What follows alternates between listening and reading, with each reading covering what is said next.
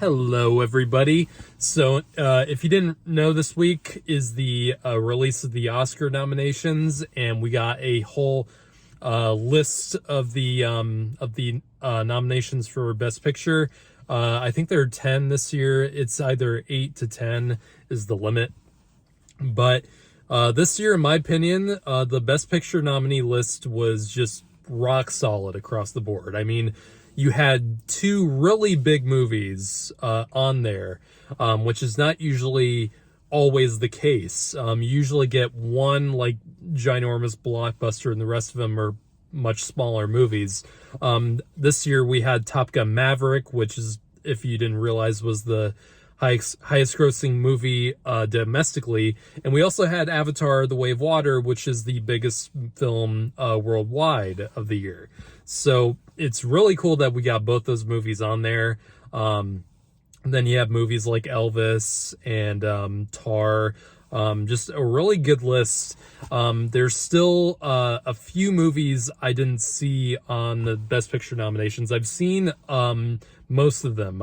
So I'm going to be playing catch up with some of the movies I missed earlier from 2022, and this was one of them. I still need to watch All Quiet on the Western Front and Triangle of Sadness. Those are the only two Best Picture nominees that I still need to see, and I'll have reviews of those later on.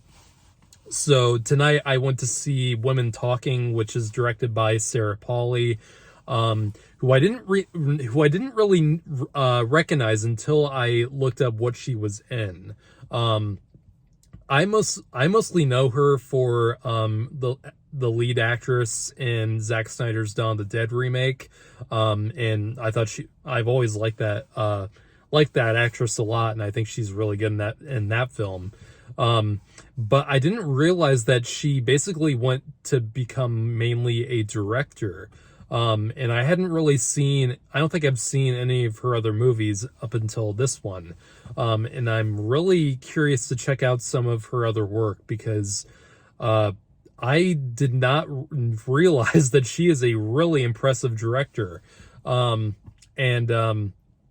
she got together a ensemble of some of the best actresses today. I mean, you have Claire Foy, you have Rooney Mara, you have Jessie Buckley, Frances McDormand. Frances McDormand is in this movie, but she's not in it a lot. She shows up in a few scenes, but she's not one of the leads. I should preface that. But the others that I mentioned are very much throughout the film. So yes, so the story is based on a novel of the same name, and it's a fictionalized kind of reimagining of a real life story of the this colony. And what I really like about this story and this film is that it doesn't specifically list what time period it takes in. It can almost take place in it definitely takes place in a more modern time, because you see trucks and a little bit of modern technology like sound equipment, and there's a male figure that you see briefly that looks like he can come from modern day. But the rest of this film feels very much like it comes from like a centuries ago. And that's what I love about this movie, is that it's so timeless that it can take place any time, and it doesn't compromise the storytelling at all. And what the story is that it's a kind of imaginative it's kind of like a wishful thinking of how a real life misogyny and sexism, how that affected an entire colony of women, and how the men treated the women in this colony so poorly, with raping them and assaulting them and harming them, and especially harming how the children see that. And the film and the book basically imagine if the women all came together to come up with a plan to either do one of three things. Either they stay and fight, they leave, or they do nothing. And the premise of the film is that it's basically, what I love about the title is that it is about women talking. That's the majority of the film. But they're talking about, what is the best course of action to take with this very misogynistic society. And that's already interesting on paper, and it's obviously very relevant to today, especially. But even though this film is in, the source material is well written, this movie is nothing without the directing and the acting, especially. And this could have been something that could have been very pretentious. It could have been seen as something, along the lines of some of these, feminist films that aren't very good, in my opinion. Like, one of the best examples of this is the 2019 Black Christmas remake, which was in my opinion, one of the worst examples of something that talks about, these very feminist themes and ideologies. Thankfully, this film is nothing like that, and it's so well written, and it's so well acted, and it's so well directed. This film is very simple in how it's constructed. Most of it takes place in a barn of, this cast of women just talking about what they should do. And it is constantly engaging because not only are the performances really great, but, how Sarah Polley tells the story through the editing and, the cinematography, and how, the way she composes her shots it's so well done, and it never comes off as boring, despite, most of the movie is dialogue driven. It never feels like it's,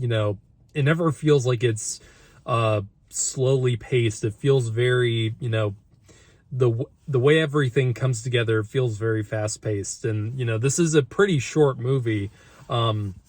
And it felt like it went by like that, because the shots work together so well. There's a lot of great camera work. There's a lot of dynamic movements with the shots.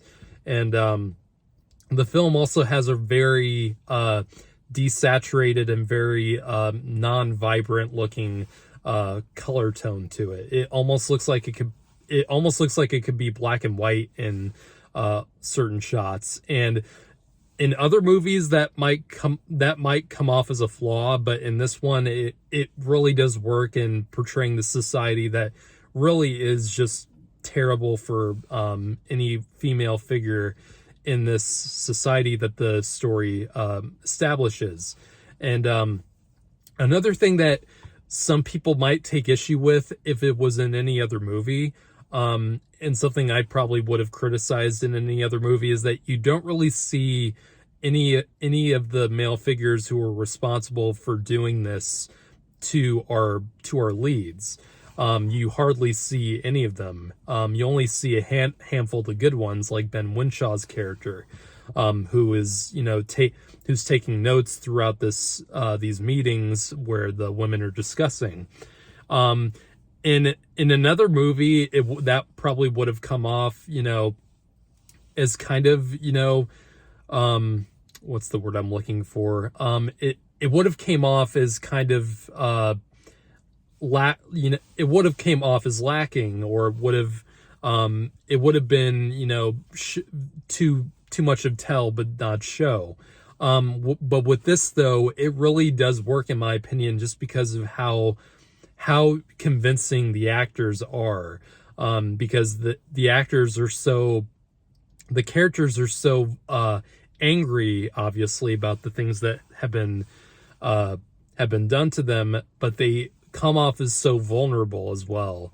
They don't let their vulnerabilities stay hidden. They feel so real, and you don't even really need to see any of this happen because you see so much of their reactions to things, and you see the weight of so many of their whatever choice they make, the choices that and the consequences that they might, encounter.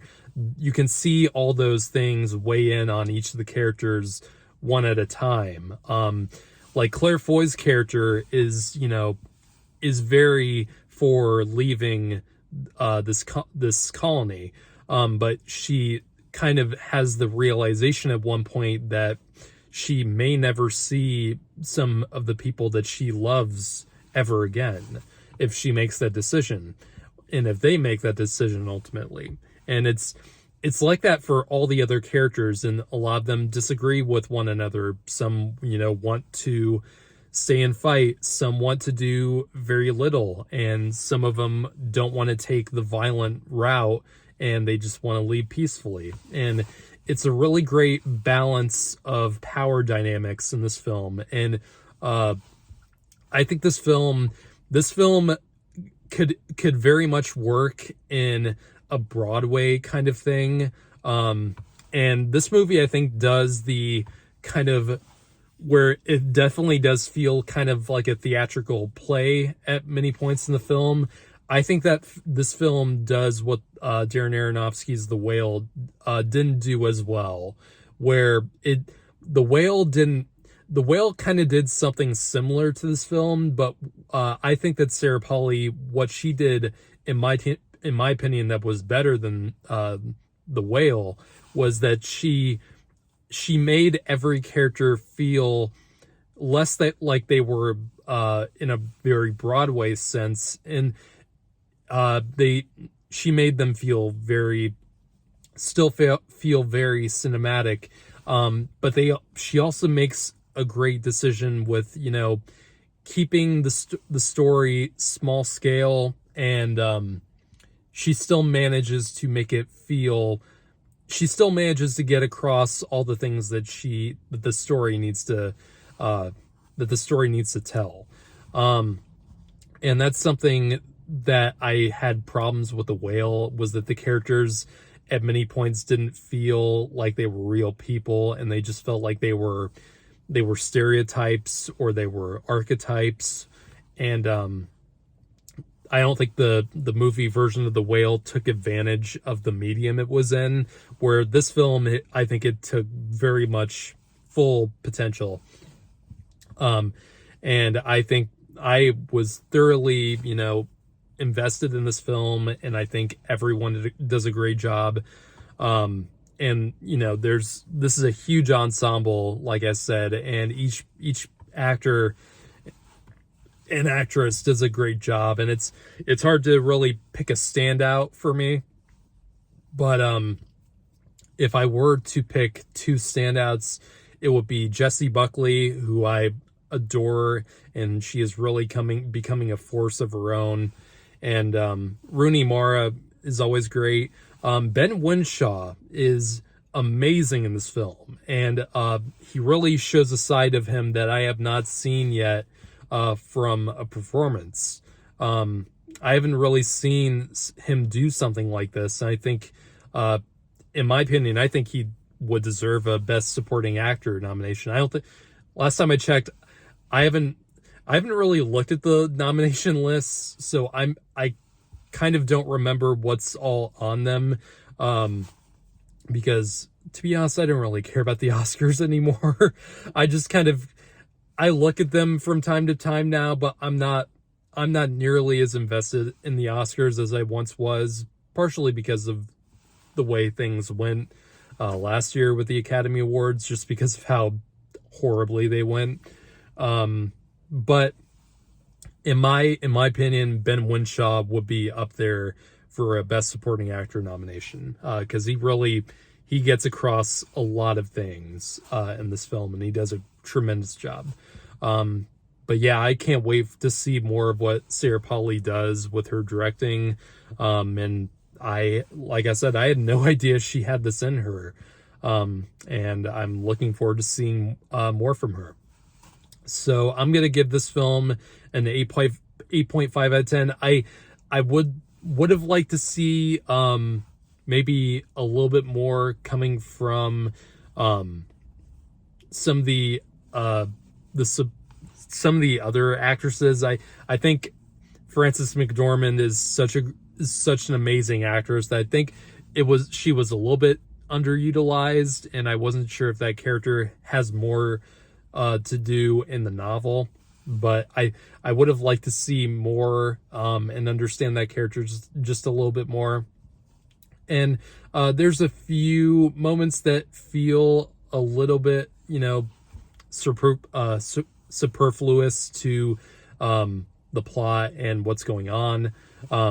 Particularly, there's a moment where a girl, one of the characters walks off this top floor of this barn, and she falls. She acts like she's jumping to her death, and it it turns out to be a false, like a more of a joke. I wasn't sure if that was gonna be like a foreshadowing for something later on. It seemed a little like it didn't need to be there, but maybe I'm missing something in the general sense what the themes are. But this is basically just me nitpicking. I think this film is awesome, and I think it definitely deserves the Best Picture nomination. So yeah, check it out if you haven't, and tell me what you guys think if you've seen Women Talking, and I'll see you soon.